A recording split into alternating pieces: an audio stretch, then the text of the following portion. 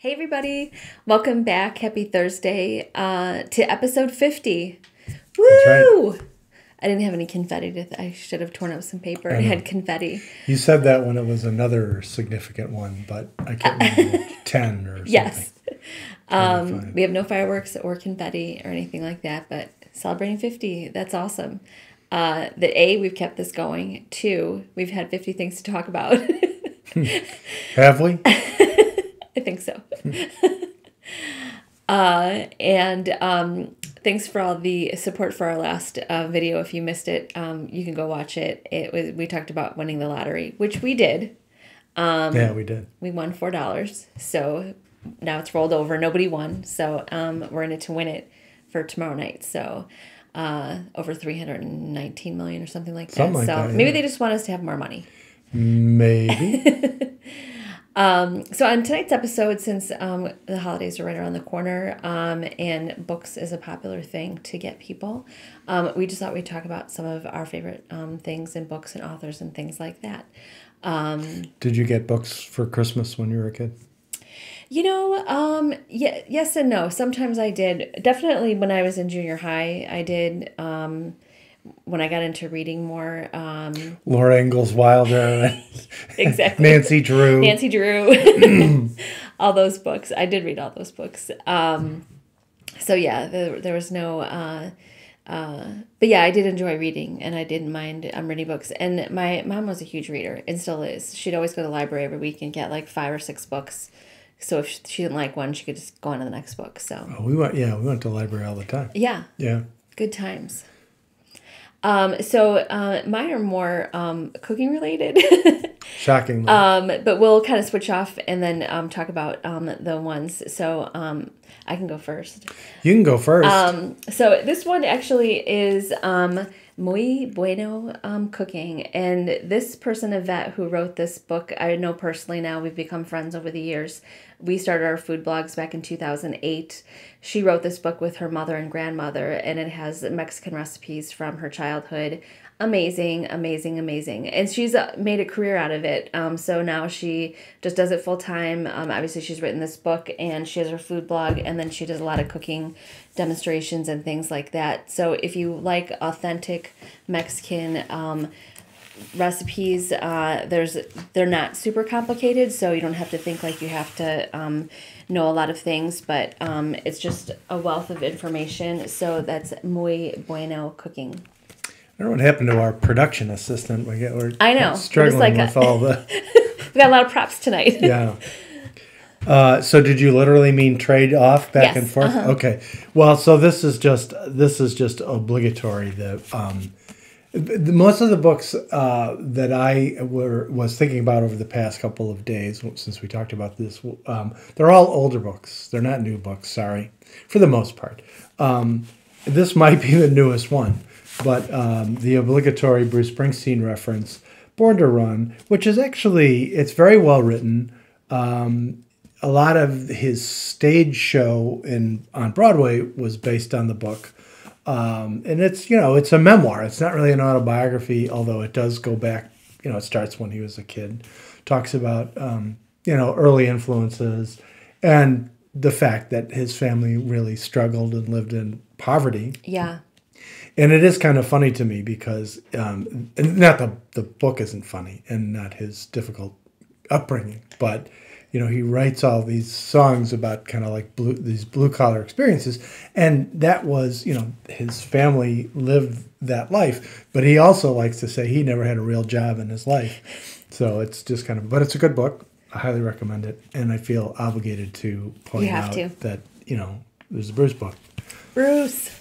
I started reading on the plane to New York a couple years ago. Nice. Yeah. That's a good thing to bring. So my second book is No Crumbs Left, Terry Turner. I also got to meet her in real life. This is a funny story. So she is professional food person. She's written cookbooks and everything. I think I could be a professional food person. I would like to be a professional food person. Not a cook, just... Yeah, I like to cook. Yeah, like George Costanza. Yeah. I like sports. Yeah. And she went around the country when this cookbook was being when it was doing the circuit, and of course Chicago is a stop. She's from Chicago, so of course she was doing a big cookbook signing. Somehow I heard, I want to say it was on Instagram, I saw it on the way. Maybe it was her stories that she was talking about. She was doing a interview, like a podcast at the Merchandise Mart, where they have a Viking kitchen showroom kind of thing. And then I met two people there. I went on my lunch break, so that was almost crazy too. The day of, and then it was on my lunch break, I ran over there. So I met Terry, and it was her like assistant, the two people doing the podcast, and a couple other people. That was it. So it was kind of like a front row seat to have, hear this person. Meanwhile, Right. hundreds of people couldn't, signed up, and there was a wait list for her to sign this book. If you're Whole30, that's what this cookbook is. It's just like Whole Foods. Nothing is made processed foods or in a process, but it's very good. So no sausage, basically. Yes. All right, so speaking of people that we've met in real life, this will be the controversial section of our show. This is another memoir called Liz Free or Die, written by Liz Winstead, who is one of the co-creators of The Daily Show, going all the way back to, I believe, again, the mid-'90s, around the time of when Bill Clinton ran for re-election. I think that's actually how they got their start. But in any event, Liz is somewhat controversial, very political. So if you're not into that sort of thing, it might not be the book for you. But it's fascinating because she talks about, she's around the same age as me, but she talks about growing up in Minneapolis. She talks about seeing Prince in a small club before he was well known, and the after shows they would have. She's also friends with the people from Soul Asylum. She knew them in college. That's not quite on the same level as Prince, but they were a pretty good band. But we've met Liz. She personally invited you. She personally invited us, to come to I was +1. a book signing when she came through Chicago with her memoir, and so we have to show that she autographed. It's a little beat up because we have a lot of books in our basement right now, which is not the way to do it. But she said, "Love meeting you." Whoops. And then she crossed out Liz Free or Die and put Dave Free or Die and signed it. But she's a very nice person. Super nice. And very funny. And actually generally down to earth. Very for down to the earth. success that she has. Very down to earth. She's not snippety or not snippety, but like stuck up or anything. One thing I learned from this book for the fellas is that if you're going on a first date and you're inclined to wear anything sports related, don't wear both, like say a t-shirt or a jacket and a hat. Don't wear both of them. Wear one or the other. There's a story in there in the book about her going out on a first date with someone who I want to say, this was in New York. She lives in New York. A Yankees fan, and he was wearing, I think, a Yankees jacket and hat. Too much? Yeah, it was a little too much, a little off-putting. And there was probably no second date. Well, I believe that's true. And that always struck me as, I mean, even without having read that, I always will hesitate, even when it comes to the University of Illinois, I hesitate to wear, more than one thing. Yeah, because then it's just like, okay, what are you doing? Yeah, it's a little over the top. My next book is for my gluten-free friends. This is from another food blogger, Lindsay Cotter, and Lindsay and I have become friends on Instagram. So I've made her pancake recipe in here so many times. This is her gluten-free pancakes. I've made it so many times. I figured out the points for it. I'm on Weight Watchers, so I did that. Also, like, a very nice person, and she does like a food blogger boot camp now. I don't think it's going on now because of COVID, but she lives on the West Coast, and you can sign up to like take food photography, figuring out how to do a blog and stuff like that. So if you're gluten-free and you need like great recipes, this one is Superfood Nourishing Bowls is amazing. So my next one, again, none of these are not current. Mine are not current at all. But if you're familiar with Sarah Vowell, She was the voice of the daughter Violet in the Incredibles movies, or at least the first one. And she's also a frequent commentator on NPR and various shows like that. She has one of the best voices of all time. One of the best speaking voices, very distinctive. But one of her many books that I like is called Assassination Vacation. It is literally the story of her going on vacation to visit a bunch of different locations that are relevant to various important assassinations that occurred in our nation's history, like Presidents Lincoln, Garfield, and McKinley, all of whom were assassinated. And that was her vacation. That's not a laughing matter, but it's very well told. So funny. And she really digs into the history of all of those things, and it's really fascinating, and it's not the kind of stuff you learn in your history class. Plus, I just like Sarah Vowell. I think she's pretty great. And we also met her in person. We did meet her. You know what? I had forgotten about that. Yeah, so she did a book signing in our hometown, which is kind of funny. And we ended up going there. That's right. Sponsored by our favorite local bookstore, although it didn't take place in the bookstore. There's a place called the Book Table in Oak Park, started by the close best friend of the comedian W. Kamau Bell. Yes. Who is... I don't know if he's from Chicago, but he went to school here, and his best friend opened up this bookstore called the Book Table, and they were the sponsors of it. But we don't have her autograph, at least not on this book. Yeah, I don't think we... that was when she had the book out about Hawaii. Yes, and she also great to listen to in a small setting, and we got to meet her afterwards, which was so nice. Okay, so this is... my friend Gina, Skinny Taste. So there's this one is One and Done, and this one is her newest one, which is a meal prep video. And I also met her in person. It's just so funny that the pictures, the ones that we've had, are in person. So Gina is a very famous food blogger. I think she has over 1 million followers on Instagram. And she was coming to do a cooking demonstration at Macy's on State Street, which was 2 blocks from my office, also during my lunch hour. And so we saw that she was promoting it and things like that. And so my sister and I saw that she was coming. There was limited tickets because it's a very small space kind of thing. And so the week beforehand, we were just saying, this is where we're going to be. Because a lot of times if my sister and I were walking during Macy's, that kitchen studio is empty 99% of the time. There's nobody in there. So we always would go in there and pretend we were doing a cooking show. But anyway, so we got to meet her in person, and we've become friends since then. And all of her books are amazing. And she's also on Weight Watchers, so they're all Weight Watchers friendly. For the record, I have over 100 followers on Instagram. Fantastic. I just thought I would check that. So, all right. So this is another older book.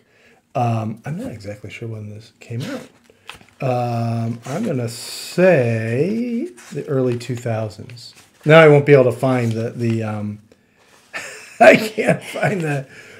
Oh, 1995. I guess I'm stuck on the mid-90s. Anyway, this is a book called A Fine Balance by an Indian author named Rohinton Mistry. It's set in the 1970s, actually. So it's set earlier in life. And when I say an Indian author, I mean South Asian Indian from India. And it's this long, epic story about life in India and sort of crushing poverty and how, people manage to get by in very, very difficult circumstances. And that's why the title is A Fine Balance. And there's an amazing image where one of the main characters is imagining, he has a dream. I won't be able to find the exact part, but he has this dream where he's there's a spigot open and it represents like money pouring out, and how difficult their lives are. Anyway, that's neither here nor there, but it's a really well-written book.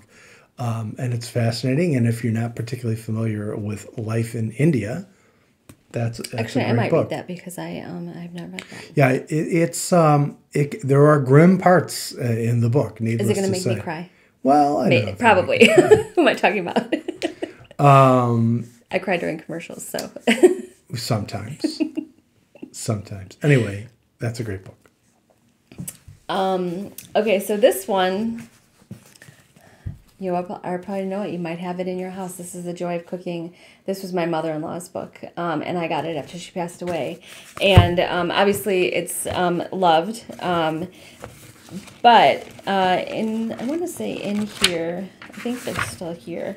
Yeah, in the middle are notes from Dave's mom, and I love the clippings from newspapers that are in there. I actually learned today there's 20 million copies of this book that has been sold. And obviously, this version is very old. There's a lot of outdated things in here, different ways of cooking. There was no air fryers back then when these were written. But they've redone it actually. So if you buy it today, it's actually been, every single recipe has been redone to update it to modern times. But like just for even like just basic things like that, I even go back to refer to this because it will give you just the down to earth basics of just any kind of thing. Whether you're trying to make gravy, I've looked it up to make gravy because I mean that's like something that you need to know. Drop biscuits, sugar cookies, you just like really like kind of simple things. If you want to give somebody a great book, if they're just learning to cook or like getting into their first apartment, The Joy of Cooking. But no Irish soda bread recipe. No. So I decided to share that. Was something my mother used to make, yes, but not from the book. Yeah. Okay, well this, I will try not to spend too much time on this, but this is the book, the latest, and when I say latest, probably for the last 10 years, I've been completely obsessed with Infinite Jest by David Foster Wallace. My brother Mark gave this to me for Christmas. He bought 2 copies, one for me and one for himself. And as I understand it, he never read his. Did he want you guys to have like a book club? Well, I guess. But in any event, but I read it. And then when I got to the last page, I turned it over and went back to the first page and literally started reading again. You can see how beat up it is. I had to put it back together with packing tape, as one does, because it would, when I was an actual working lawyer and going downtown, every time I was on the train, I threw it in my briefcase and I would pick it up. Just so you know, it's a lot of pages. The main text is 981 pages, followed by about 100 pages of footnotes. But you have to read the footnotes because they're actually part of the story. Some of the footnotes are 3, 4, 5 pages long. I must have flagged this for some reason. I can't quite recall what it was. It is this amazing, rambling story that it takes place, well, kind of all over the place, but mostly in a fictional town in the Boston area called Enfield, Massachusetts, where there is this very elite tennis academy, and the main character, it's hard really to say who the main character is. One of the main characters is a student at the tennis academy, and it has to do with, and I shouldn't say he is a student, but his family, his father started the tennis academy, and his father has since passed away, which is part of the story of the book. Won't give that away. Yeah. No spoiler alerts. And his mother is currently running it with her uncle, or his uncle rather. Infinite Jest, if the name doesn't sound familiar, comes from Hamlet. It's from the scene where they find Yorick's skull in the graveyard, and he says, I knew him, Horatio. One of the things he says is he was a man of infinite jest. Yorick was a former court jester who's died. Anyway, so it is sort of a modern-ish take on Hamlet. But in any event, he wrote it in the mid-90s, and it's really fascinating because one of the major themes of the book, sort of one of the major underlying stories, is that the United States and Canada and Mexico have formed a sort of a loose confederation called the Organization of North American States. So if you don't remember from the mid-90s, there's a lot of controversy over NAFTA, the North American Free Trade Agreement, and people fearing that there was going to be one world government and all this kind of craziness. So he kind of taps into that vein. There are Canadian rebels who are trying to overthrow the Canadian government. They're that part of it sort of appeals to me because they're Quebecois. We have Quebecois ancestors, so that's sort of amusing. But this is completely unrelated to the story, but there's one very funny digression in the book that is actually highly relevant to today. It's all this at the time, very forward-looking, it's like this futuristic novel, only he wrote it 25 years ago. And one of the things he talks about was there's apparently in this story, at one point in time, it became very popular for people to use video telephones. And then people started to get paranoid about the way they appeared on camera because, oh my gosh. because the video quality wasn't that great. Right. Their houses might be a mess. They had to go through all this trouble cleaning the house and getting ready to appear on camera. And so then they developed things like, masks that you could wear over your face that would look realistic but make you look better. And it became so stressful that eventually people stopped doing the video calls and ended up going back to regular telephone That's funny. calls. Right. So, I mean, how it's like ironic. the future of filters. right, exactly. And here we are stuck in an age where we have to communicate over Zoom and Microsoft Teams and stuff like that. But that's just kind of a funny diversion. But one of the hilarious things about the book, I wonder if I still flagged this page. So the book, he wrote it in the mid-90s. A lot of the main activity takes place in the early 2000s. And one of the things that he comes up with is that in the year 2000, the President of the United States, who happens to be a former nightclub singer, there's a lot of political subtext here that's very funny. But they come up with this idea to raise money. They're going to subsidize time so from 1999, instead of the next year being 2000, they are going to give the naming rights away to some company that will pay for it. So the years, I won't read them all, but they're pretty hilarious. The very first year is the year of the Whopper. So Burger King bought the rights. Yes. There is a lot of the this is true. A lot of the action in the book takes place in the year of the Depend adult undergarment. Not making that up. The final year of what they call subsidized time is the year of GLAD, which is not the emotion, it's the bags. Yes. There's the year of the Purdue Wonder Chicken, the year of the Whisper Quiet Baytag dishwasher. Yeah. Dish Master. The best is the year of the Yoshitsu 2007 Minetic Resolution Cartridge View Motherboard Easy to Install Upgrade for... It goes on. There's a lot of computer lingo in the book because he's imagining how computer-dominated our world will be in the future. Anyway... And shouldn't I mention that it is kind of a difficult read, correct? The story is complex and convoluted. It has there's all kinds of craziness in it. We could do an entire episode on it. But one of the things, the foreword is by a guy called Dave Eggers, who's a pretty well-known author as well. One of the things he points out in the foreword is that there's not any given sentence in the book is perfectly readable, right? So you just have to plow through it. But it is very readable, but it's a very complicated story. So you kind of have to think of what's going on, or just keep reading and see if you can figure it out. And the story is not told in a straight narrative. So if you think of the movie Pulp Fiction, where the scenes are out of order and you have to piece it together as you go, that's kind of how this is written. The beginning of the story is not the beginning of the story. The last sentence of the book is not the end of the story. It goes back and forth. By the way, you don't find out about subsidized time until page 223. I mean, you don't find out the sequence of the years. They mention it. But so you got to get 200 odd pages into the book before you can figure out the timeline. Wow. Yeah, because each chapter is called the year of GLAD, the year of this, the year of that, and they jump back and forth, and there's multiple chapters.